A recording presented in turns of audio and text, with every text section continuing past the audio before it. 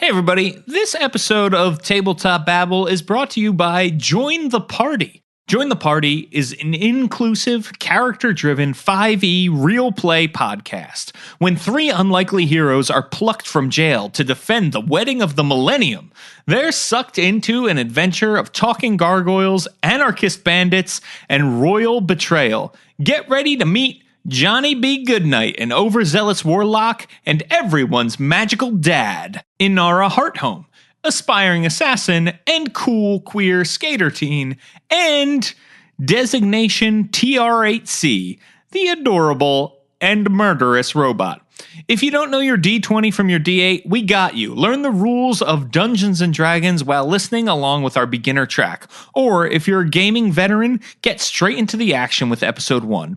The day after each episode, Join the Party sits down for the After Party, a talk-back session where they break down their game and answer your questions about how to play at home. Subscribe to Join the Party and follow them at Join the Party on Twitter, Instagram, Facebook, and Tumblr. The party's just getting started, and you're invited. Please bring ice. This is Tabletop Babble. I'm James Introcaso.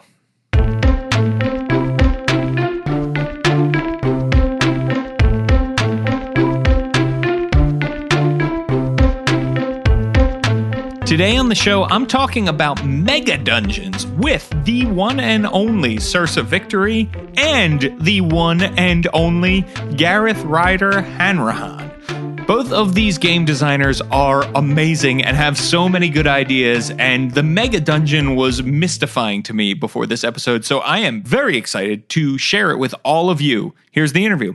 Okay, everybody, now I'm here with two amazing game designers. Sersa, tell us, who are you and what do you do in the world of tabletop role-playing games? I'm Sersa Victory. I'm a freelance dungeon designer for Kobold Press, specializing in Death Trap dungeons, tournament dungeons. Excellent, excellent. And I did not believe in the power of Death Trap dungeons. I thought they were weird and annoying. And then I played some of your stuff and I was moved. It was amazing. You really changed my mind about how Death Trap dungeons work. It makes me happy to hear. Yeah, it's super awesome. And I love Fourth Core. Just want to throw that out there. Yeah, old school. It's real good stuff. And Gareth, who are you and what do you do in the world of tabletop role-playing games? I'm Gareth Ryder-Hanrahan. I'm a freelance writer for lots of people, mainly Pelgrane Press and Cubicle 7 these days, writing mostly adventures, but I've turned my hand to many things. Yes, and I have to say, I love Eyes of the Stone Thief. It is a really great adventure, one we're probably going to talk a lot about today. So today, we're talking about Megadungeons, and this came up actually because, Sersa, you had a prophetic dream that we would have a podcast about Megadungeons, and so it has come to be. Yeah, I woke up one morning and I was like, I got to get James on the horn. We got to do a Megadungeon podcast. I'm super excited, and I'm super excited to be talking with both of you because you've created Megadungeons. You sort of understand how they work and what they are, and that's really my first question is, what makes a dungeon a Megadungeon? Like, at what point do we say, this dungeon is mega, this dungeon is normal, this dungeon is 5 rooms? You know, where is that? Is it number of rooms? Is it contained within an experience? Is it like pornography? You'll know it when you see it. Let's start with you, Sersa. What do you think makes a dungeon mega? Yeah, so, I never was one to get hung up on the specific number of rooms, like it's got to have 32 rooms or it's not a Megadungeon, state law. Zoning's different, right? Really, for me, it's kind of thematic. It's, is the dungeon the campaign, right? Is it sprawling? Does it have multiple subsections? And maybe that's multiple like levels, right? In the traditional sense, top to bottom. But I've also seen stuff like Barrow Maze, which has a very sort of horizontal sprawl. But the idea for me is that it's not sort of a one and done. It's the centerpiece of the campaign. The dungeon, Megadungeon, is thematic. It's just in the story, this massive, looming, nonlinear place. Nice. Yeah, I like that. It's sort of a dungeon that is massive, but also takes center stage in the story, is something you might keep going back to or stay in for a long time. The dungeon itself is the experience, right? And I think that's critical because, you can have campaigns where dungeons, you're going into a dungeon every so often. But for me, the Mega Dungeon, like you said, it's the centerpiece. It's not we have an ongoing story and occasionally we dip down to get some treasure. It's the whole thing is about this place. Totally. Gareth, you have written a mega dungeon in Eyes of the Stone Thief that sort of fits that definition. For you, what makes a dungeon mega? Yeah, I think certainly it has to be, if it's not necessarily the centerpiece of the campaign, but certainly a dominant recurring element. Mm-hmm. I think one of the key elements with Mega Dungeon is the idea of returning to it over and over on different quests and different adventures. And even if you're not necessarily visiting the same parts again, your previous knowledge of the factions or special rules of the dungeon play into the next adventure. So you learn more with the dungeon each time, and you can build on that knowledge and use that knowledge. It's not a mystery every time. It's like, a place you slowly learn and adapt to. That makes sense, right? It's a place you learn and you adapt to it, but also the dungeon adapts to you, right? I think is the other thing, is that you're in there for so long, things change. It's a living ecosystem, right? Indeed, either certain sections get recolonized, or the bad guys know that you're coming in, start preparing for your attacks and so forth. Yeah, it sort of has a mind of its own. In some cases, the dungeon itself is alive, like in Eyes of the Stone Thief. So what do you think are the strengths of Mega Dungeons, and what do you think are the weaknesses? Like, what's great about them, and what can suck about them? Like, what do we need to be aware of when we're building one for our players to go through, be it for published world or be it for, just our home games happening in the basement? What do you think, Sersa? Yeah, so I mean, it's kind of hard in the abstract to give you a really great answer. I think, it really depends on your player. So for me, the strength of the Mega Dungeon is that it's all dungeon all the time. It's like the most dungeon you can handle. But if you're not really into dungeons, that just sounds like the worst possible time in the world. The strength, if you want to call it that, is that if you're into really the tropes of classic dungeon delving, right? You're going into a space, it's non-linear, you can kind of explore it. I've been a big fan of Metroidvania games all my life. Oh, sure. I still play Castlevania Symphony of the Night 20 whatever years later. It's the best game. It's the best game. It is absolutely the best game. And maybe for those who've not heard the term, basically it refers back to games like Metroid and Castlevania, where there's this non-linear space and you can kind of explore it in any direction you want. But the big rub is that there's a lot of really distinct subsections. And as you progress through the dungeon or learn from it, you get new abilities or new insights that allow you to sort of go back to places you've been to before and apply that knowledge. So a great example is like in Symphony of the Night, there are a lot of spaces that are just too tall and too high for you to get to until you find the form of bat. And now you can fly up there and go to those places that you saw before. I love that stuff. I feel like that's the thing that makes me most excited about Mega Dungeons is there's all these things to explore and we can sort of, make our own path as opposed to just, playing through a predefined plot. Totally. It's funny. I love Metroidvania games too, and I never thought of them as Mega Dungeons, but they totally are. That's every single one of those games is a Mega Dungeon that you're making your way through. That's a great way to think about them too, to sort of have that progression of until you are able to fly or do X, Y, or Z, you could do that. And what I like about the RPG aspect, right, is that when I'm playing those games, I'm like, but if it would make sense for me to be able to like maybe grab that little piece of rock and then sort of try a backflip up there. You can try that in an RPG too, which makes it even more exciting, I think, that you can sort of go beyond those bounds. And that'll have repercussions if it fails too, right? Yeah, absolutely. How about you, Gareth? What do you think are the strengths of Mega Dungeons and the weaknesses? The strengths, like beyond the whole, as I said, all the dungeons you can handle, the classic dungeon crawler experience times 10. Mm-hmm. Certainly for me, one of the big advantages is a sense of place. That your campaign is going to be you're based around the dungeon and in the communities around the dungeon. You'll keep returning to those places over and over again, which gives the GM plenty of scope to sort of build up the hamlet outside the dungeon or the factions in the dungeon. So you have this recurring groups of NPCs and factions and locales, which take on more texture and development over the course of the campaign. And because it's a dungeon, you the player characters can get everywhere just by walking or whatever. It's all in a nicely constrained geographical area generally, because there's huge complexity within that area. The weaknesses, again, if you don't like dungeons, then possibly the clue is in the name Mega Dungeon. One big danger with these dungeons is it's hard to retreat. You are deep down underground. So if things go wrong, the party is in huge trouble.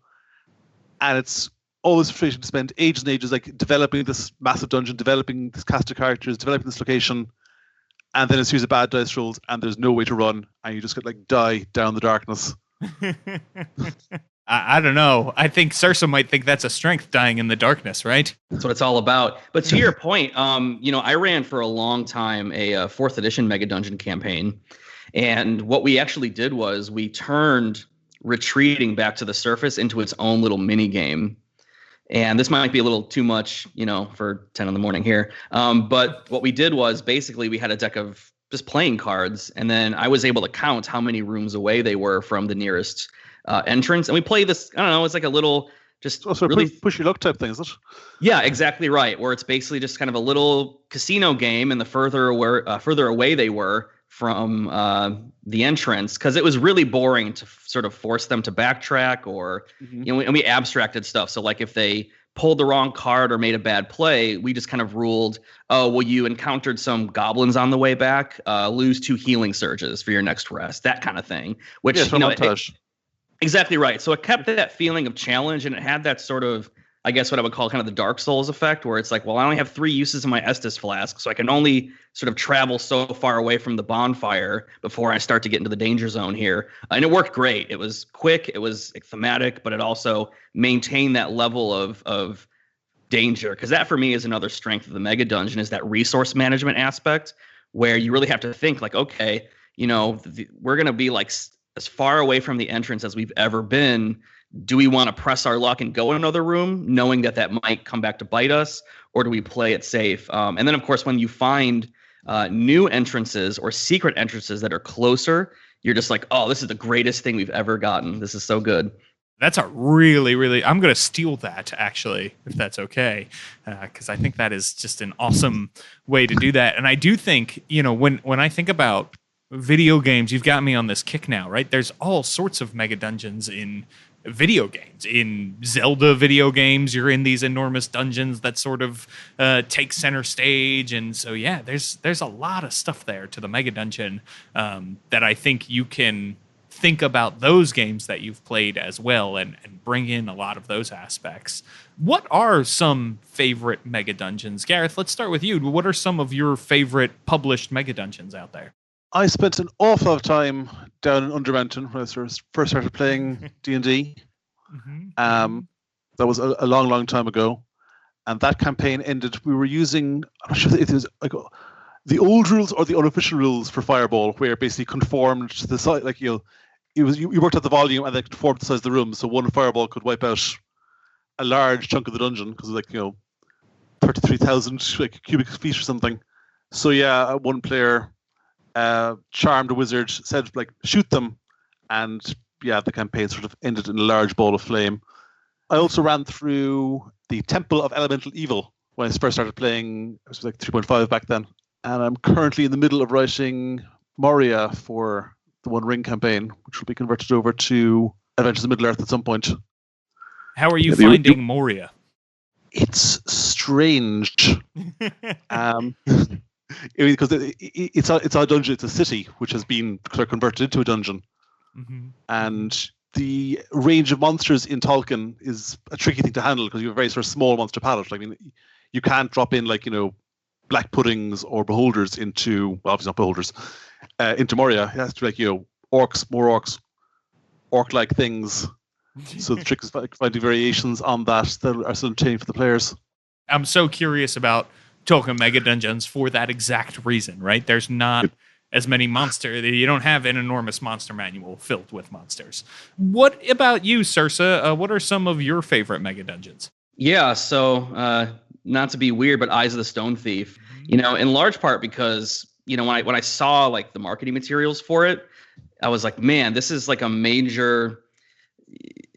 game system, right? Sort of a very like sort of mainstream game system that is putting out a mega dungeon. And I buy all of like the retro, like I have copies of all the Barrow Maze stuff, all the Stonehell stuff. But to see 13th Age, this very mainstream game, put out a mega dungeon, I'm like, yes, they're not dead, they're still kicking. The one that really kind of got me into the idea was I don't know where I found it. It was the Undermountain 2nd edition box set, and it had these really cool little like trap cards in them. But just the idea that that the dungeon can be the whole campaign, that sort of blew my mind. I think my all-time favorite though is Tower of the Ascendants by Dr. Davy Jones. Yeah. It's not out yet, but the pitch of it, I helped play test it this summer, and it's a 7-level mega dungeon played as a tournament one-shot.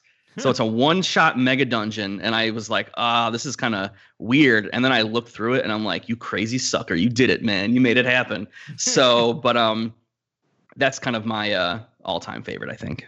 Nice. Yeah, that's Dr. Davy Jones, of course, friend of the podcast. He's been on before. He is a great designer. So can't wait to see that when that comes out. And Gareth, Eyes of the Stone Thief really is one of the greatest out there. And maybe you could, for people who aren't familiar with Eyes of the Stone Thief or with Living Dungeons, could you just set it up a little bit for people so they know sort of what it is? Sure. In 13th Age, there are literal living dungeons, which are these vast dungeon monsters that live in the Underdark and crawl their way up the surface, and when they break forth, they turn to dungeons. The Stone Thief is this especially ancient and nasty specimen of the sort. The original campaign pitch to Pelgrane was it's Moby Dick, only instead of a whale, it's a dungeon. So the idea is that this dungeon will come up, injure the players in some way, like eat their hometown, and they'll go up on this quest of revenge to hunt down this dungeon as it swims through the world, eating chunks of the surface and turning the bits it eats into more dungeon levels. Yeah, that's pretty awesome and pretty terrifying. People should definitely check it out. And I love that sort of, fresh spin on the dungeon. I think people would say sometimes the dungeon is a character in the game. And in this case, it is true. Don't go anywhere. There's more Tabletop Babble coming up. Alright, so my bosses James Introcaso and Rudy Basso asked me to record a commercial for the Newbie DM minicast, my new 5 to 10 minute podcast aimed at giving dungeon masters quick nuggets of advice. But I've never cut a commercial before, so let me see what I could do. Best radio voice. Alright, Newbie DM here, inviting you. Oh wow, that's terrible. Hello, Newbie DM here, inviting you to join the minicast. Wow, that's bad. This sucks. I'm never gonna get this commercial for the Newbie DM minicast done, and James and Rudy are gonna be mad at me. You know what? Let me just put this aside for now and get back to recording another episode of the minicast where I give out some hot DMing advice, and I'll come back to the commercial later. Sorry, James. Sorry, Rudy. It's not going to happen right now. All right, back to the show. So when we think about mega dungeons, I think when I first sort of started playing games and tried to create my own mega dungeons, I ran into these problems where it was so large a space and I had to populate it that I went sort of full Gary Gygax, right? And it was like, in this room, there's a shark, and in this room, there's a Baylor, and then in the room after that, there's a Beholder, and it's weird, and none of it makes sense, but I've got all these rooms to populate, and there wasn't really like a cohesive theme or story or anything like that to the dungeon, and so it wasn't fun. It was just sort of like a grind of like, well, we'll open the door and we'll see what's next, and we'll either negotiate with it, sneak by it, or kill it, right? Like, it was never interesting. And then I sort of went the other extreme, and it was like, okay, I have to have a story here. This is a dungeon populated by goblins. And so there was nothing but goblins then. And, I sort of ran into a little bit of the challenge you're talking about with Moria. It was just like, nothing else here, nothing interesting. How do we sort of play that balance of keeping things fresh and interesting as far as the creature makeup goes and having factions, but then also knowing where the line is so that it doesn't feel like a bonkers funhouse of somebody just shook the monster manual and whatever fell out, they put it in the dungeon. Sersa, what's your approach? Yeah, so I might punt on the realism question, because in my own work, I am pretty explicitly anti-realist. and antis. So like the idea when you were saying yeah. like, yeah. So when you were talking about let's just take the monster manual and shake it and see what comes out, I'm like, that sounds great. That sounds like a good time. But to be more serious, to answer the question, I think Megadungeons, I think sometimes people get tunnel vision with it, where for them, the dungeon can only be like a hack and slash type situation where it's okay, we go into this room, kill everything that's here and then just move on. When I was doing my 4th edition Mega Dungeon, it was really important to have variety.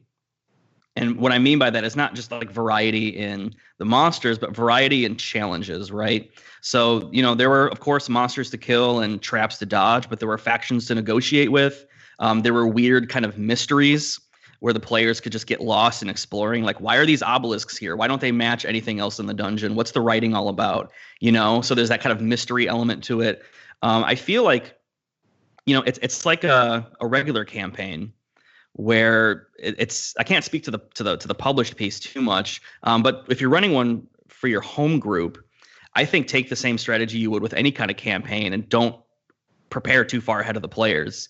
Right. I found it to be really helpful. I had an idea. I had an outline for my 4th edition Mega Dungeon, but I was really only 1 or 2 rooms ahead of the players. You know what I'm saying? So I had a general gist of where I wanted things to go and how the levels sort of related to each other.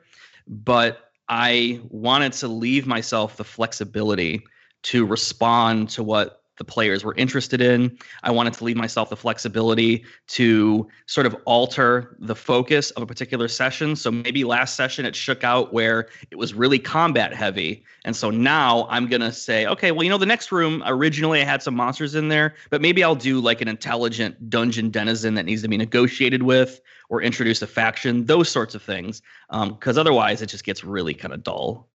That's a really cool idea. I've never thought about. It always feels like when you send your players into the dungeon, you should have the dungeon mapped out, ready to roll, know what's in every room, and then you can sort of play within those details. I never thought about having a half-complete mega dungeon that you sort of build then as the players go along. That is brilliant. It's almost so obvious, but I've never heard of anybody really building out certainly a story or a campaign as it goes along. But the idea of building a dungeon as it goes along is so cool.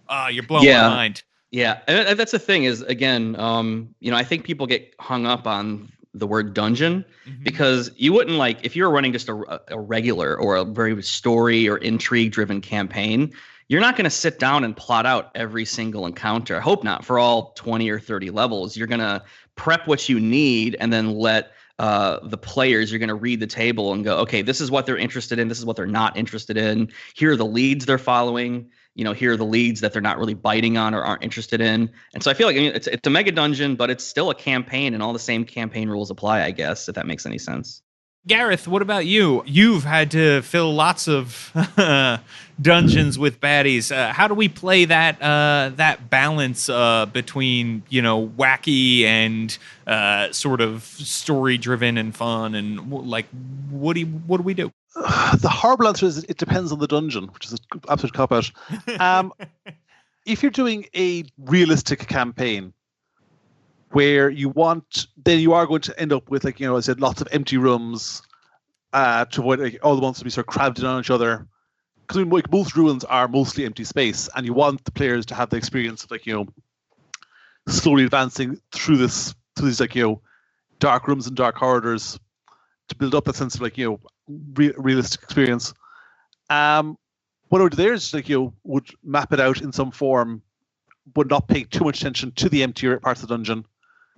And just sort of, when actually playing it, make sure to have the players walking through every room, going, okay, you enter a room, it is empty. You search the place next door, and I just go, after several hours travel through the dungeon, you encounter this interesting area. So build the dungeon as a series of connected nodes or encounter nodes with abstracted empty dungeon between them. Which means you don't get the lovely giant maps of old, but a lot of them were just empty space as well. I think having a strong theme to the dungeon is a huge plus. It does restrict the sort of monsters you use, but that's why you've got sub-levels in the dungeon. So if your main dungeon is mostly goblins, then you want to stick to mostly goblins for the main parts of the dungeon. But then you can sort of have the slime level or the mechanical level or the ocean level where you can bring in other stuff and have other challenges, or just like, goblin adapted versions of those with sea goblins and slime goblins. Yeah, I think that's great advice too. This idea of not having a map continues to blow my mind.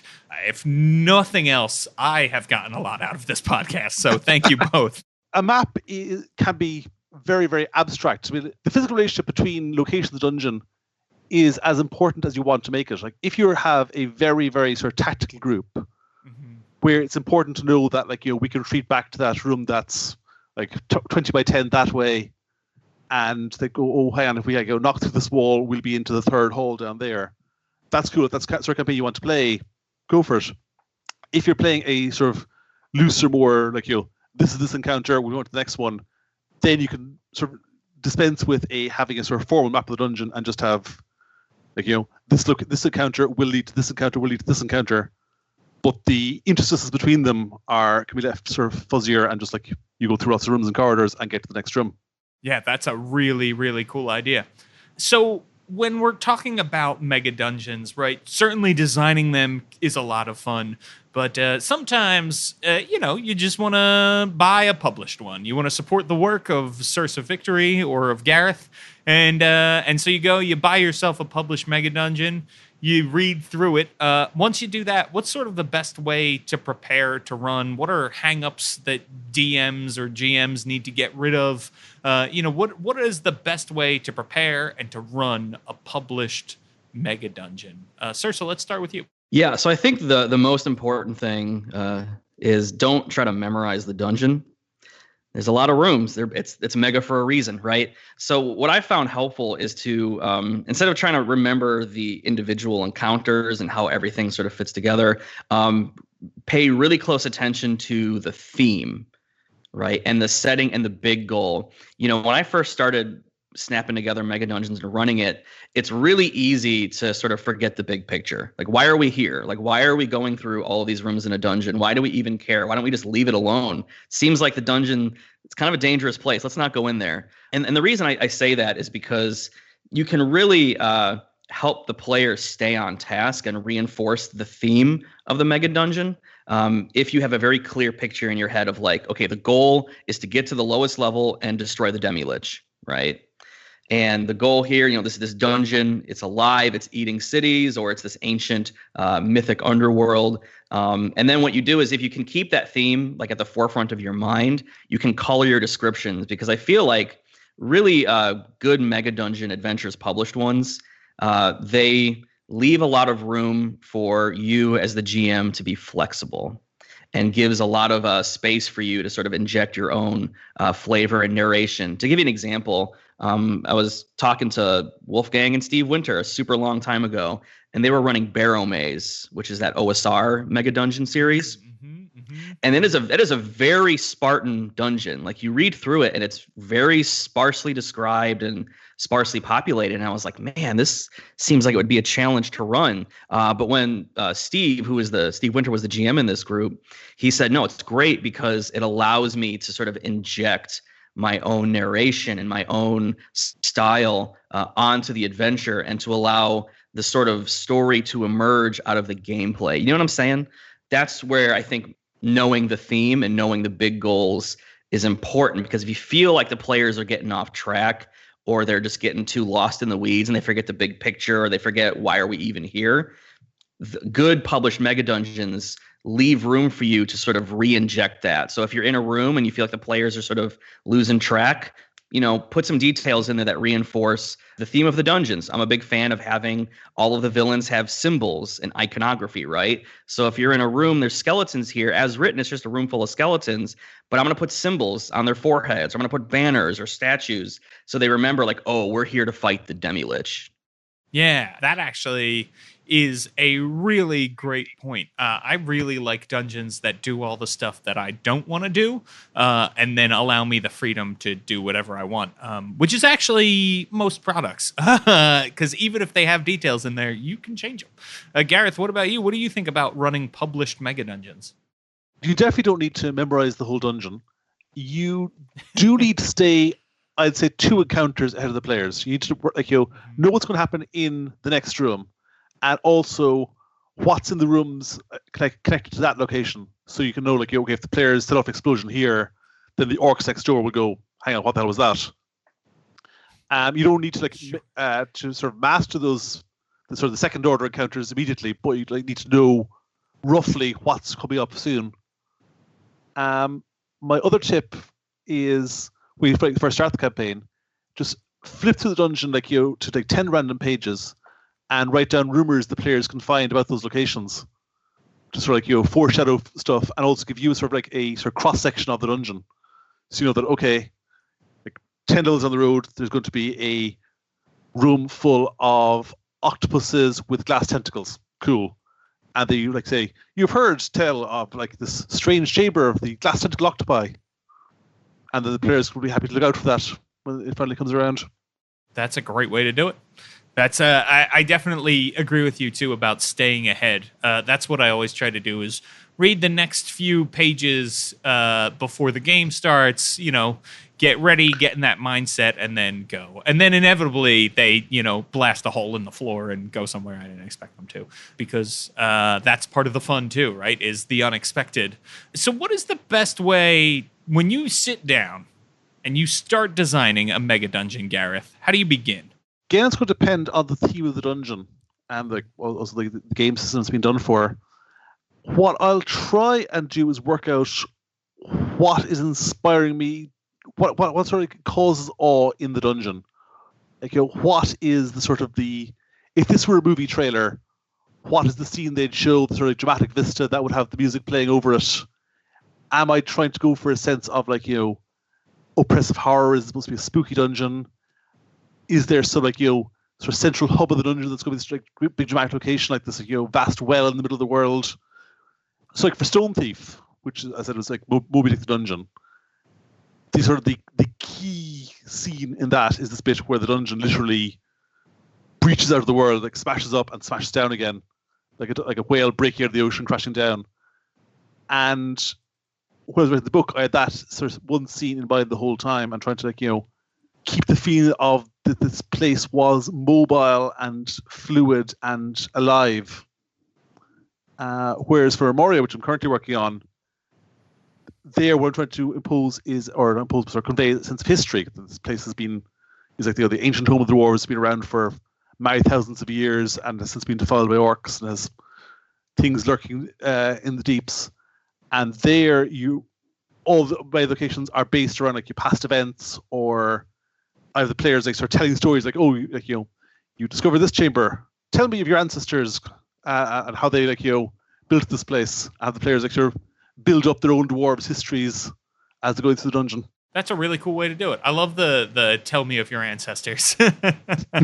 That's really interesting. It's nice to have the sort of variety of mega dungeons you've worked on here with Moria and Eyes of the Stone Thief. And so, yeah, that's really, really cool. I can't wait to get my hands on Moria, by the way. I am currently playing a One Ring game with my wife and a couple of friends, and it's been super, super fun.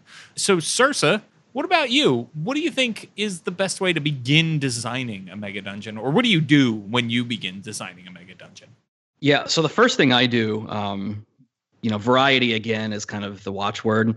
I actually have a bunch of colored stickers. I use this rainbow process where it's all the colors of the rainbow plus black and white. And each one of those represents a mood.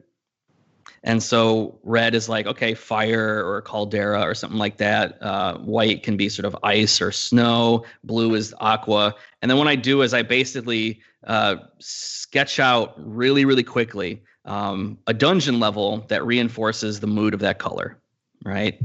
So I've got a dungeon and I have a theme, right? Because the theme is super important. And then what I do is I just kind of go through and say, okay, if I've got a mega dungeon where the goal is to kill the demi-lich, what would the white level be like? What would the red level? So you've got, okay, so then you have For red, you've got fire or lava. So now we've got lava mummies, right? That sounds fun. For the aquatic level, I'm actually going to pitch something to Kobold Press soon where it's basically undead mermaids, right? Yes. And so, and what they did is like, okay, so this part of the level, it was an acropolis that sunk to the bottom of the ocean. A bunch of mermaids moved in, and then the mermaid necromancer rose the island back up, right? Because again, the whole idea is that, just like the best Metroidvania games, there needs to be variety. You want to stick to a main theme, right? But you want to really try to come at that central theme in different ways. And so I feel like just using the colors of the rainbow with its own mood, each has its own mood, helps me get that variety. And then if it helps, I actually have a list I have on Google Drive of like 20 distinct dungeon challenges, like these sort of platonic ideal, like the hard choice and the gamble. And then what I do is once I've got my, top level sketches, I just go ahead and sketch out, okay, what would a hard choice be in the blue level? What would a gamble be in the red level? And then that kind of gives me a pretty solid outline to work from, if that makes any sense at all. Yeah, that makes a lot of sense, and is again blowing my mind. That's a really, really cool way to design a mega dungeon, and using those colors is great. And when you talked about sort of twists in Metroidvania, if you have not played Castlevania Symphony of the Night, you should go play it, and you should. There is just this amazing point towards what you think is the end of the game that turns out not to be the end of the game. And it's awesome. I'm a big Doom fan, right? As everybody in the world knows. And a couple years ago, John Romero, one of the original developers and designers of that game, he was on like a live stream or YouTube or something like that. And he said that his strategy when working on the Doom levels is to do the first level last. And the reason, he says, by the time you've already gone through all the lower levels, you're really good at making levels for your game and have a really clear idea of what's coming, what the themes are, and then you go back and do the first level. So that's a little bit that's really helped me. I always start with like the last level or the middle or something like that. That's great advice. Yeah, and I think there's another little tip in there, which is when you're working on your levels, the first room really has to pop. So I know we're coming back to Castlevania a lot, but I really remember the first time that I went down into the catacombs and you go through that little transition door, and it's just like this decrepit, green, weird, like even the music had like cicada noises in it. Mm-hmm. And it's just like that first room sets the mood, or like the chapel where you get in there, and you just hear this really kind of swelling choir and organ music, and there's these angel statues that tower like really, really tall over you. And I think that's so important to just immediately give people like, this is what this level's about. Because otherwise, if you don't have those really clear like demarcation points between the levels, your dungeon risks feeling kind of samey. Does that make sense? Yeah, totally. Yeah, you want to give them a sense of progress, or a sense of milestones. Because if every encounter is just like hacking through goblins, then that's kind of very, very repetitive and dull. But if, like, when you go to a new level, there is some sort of, like, if you're still stuck with goblins as your monster palette, you have, like, a sort of set piece fight with, like, goblins who are, like, rolling flaming balls of pitch down a slope at you. Yeah. If you have that sort of dramatic milestone marker, like, you're in a new part of the dungeon now, the stakes have been raised. Yeah, I'm again reminded of Undermountain, right? And sort of how every time you go up or down some steps in Undermountain, you're in a different, unique sort of section of that dungeon. And I think that's true for many, many dungeons, which is great. So yeah, I hope we see some more published Mega Dungeons in the future. It is great to hear, Gareth, that you are working on one for the One Ring right now. And Sersa, I am getting excited because I hear you keep talking about pitching some Mega Dungeons to Kobold Press, and they would be crazy not to take you up on it. So where can people find you on the internet, Sersa? Yeah, so I'm at Sersa_victory on Twitter. And I usually hang out there. And then every once in a while, I'll pop up on the Kobold Press blog. I have 2 things coming out soon, so look for it, I guess. Excellent. Yeah, let us know when it's out, and we'll help get the word out as well. And Gareth, where can people find you? The easiest place is also on Twitter, where I'm Mytholder. MYTHOLDER, which is an ancient handle from like 30 years ago that should possibly update at some point. Nah, keep it. If you've got it on all social media platforms, you hang on to that real tight. Well, that is excellent. Thank you both so much for joining me today on Tabletop Babble. Well, thank you. Good to be back. I hope I blew your mega mind with this mega dungeon discussion. Check it out. If you liked this and you think other people should listen to it, help us grow. Head on over to iTunes, leave us a 5-star review. Even if you are not using iTunes to listen to this podcast, you can make a free account, and odds are your podcatcher app uses iTunes algorithms to rate and recommend podcasts. Plus, if you leave us a 5-star review, I will read it out loud. You can make me say anything you want. Right now, I'm going to read a review from Oboe Crazy. Yes, friend of the show. It is awesome to have you here, Oboe Crazy. Oboe Crazy says, engaging and intelligent. This show is always informative, entertaining, and engaging. James is both passionate and intelligent, and those qualities come across in the best way during his interviews. Everyone, from new fans of tabletop games to longtime D&D players, will find new and interesting topics and people to listen to.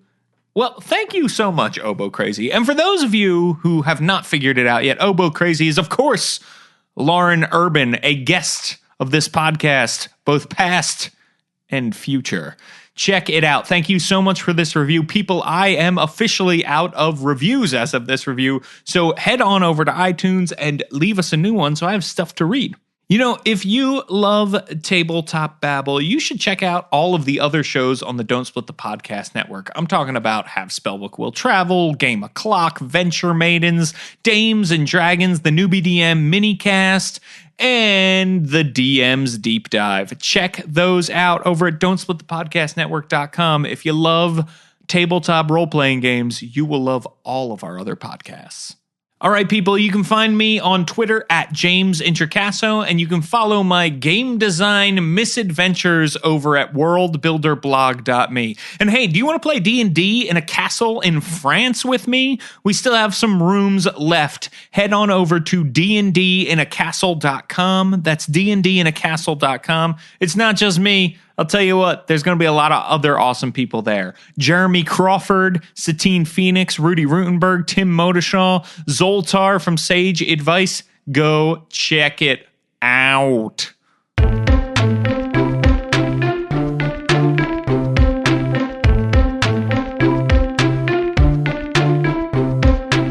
Tabletop Babble is a show on the Don't Split the Podcast Network, thanks to Rudy Basso for founding it with me. Our theme music, which you're listening to right now, was provided by Battle Bards. Don't forget that RPGs are like sex. If you write in pen, you can't erase your mistakes.